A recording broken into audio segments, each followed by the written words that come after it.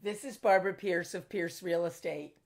It may be no surprise to anyone that families these days are considering their children's education as a top priority, and many families along that journey consider housing moves either to entirely new areas or to communities closer to their child's school. We're providing information in this video about communities that may be of interest to local families or families from afar.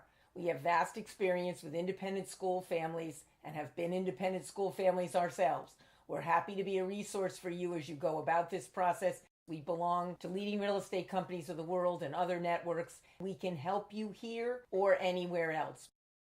Wallingford is a town about 10 minutes north of New Haven and 45 minutes south of Bradley Airport. It used to be a farming community years ago and still has vocational programs, things for kids who want to go into that. But in the downtown, you'll find beautiful houses from different vintages, walking distance to Chote. We find that there actually are a lot of parents who decide that while their children are at Chote, they will have a home either full-time or on weekends. Chote has athletic events on Wednesday afternoons and Saturday afternoons, and a lot of parents like to come up and want some place to stay. One person said she had a child who was a day student from Atlanta. A lot of kids just walk from the immediate neighborhood because their parents can work from anywhere and decide to spend 3 or 4 years in beautiful Wallingford, Connecticut. Two very large residential neighborhoods, one would be called East Rock and the other would be called Westville, are part of a larger city, which is the second largest city in Connecticut and the home of Yale University. Many of the people who come to New Haven have something to do with Yale or one of our 5 other colleges and universities in the region, and most of these properties are easily accessible by the Yale shuttle bus route. We have beautiful neighborhoods on both sides of Whitney Avenue where many of the students do walk to those schools, and you can see a parade of them in the mornings.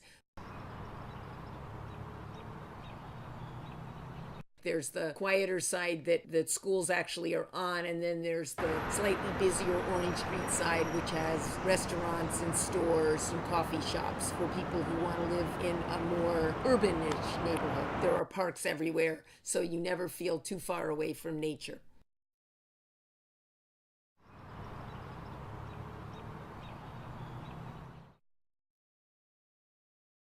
We have many other parts of Yale that are easily accessible, and a lot of the charms of the city, along with the benefits of living in a place with a little green and a lot of trees.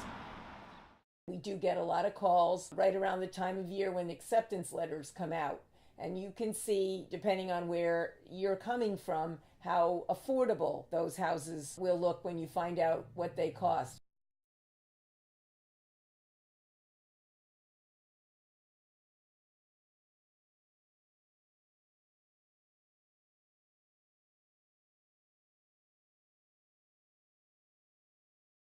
Once they're in Westville, you can see from looking at the housing stock that it encompasses much of the best that New England has to offer.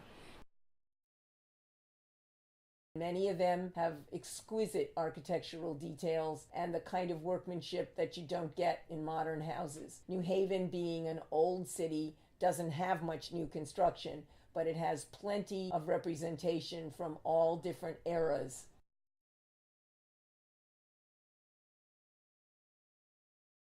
We can help you as you think about relocating your family for educational purposes.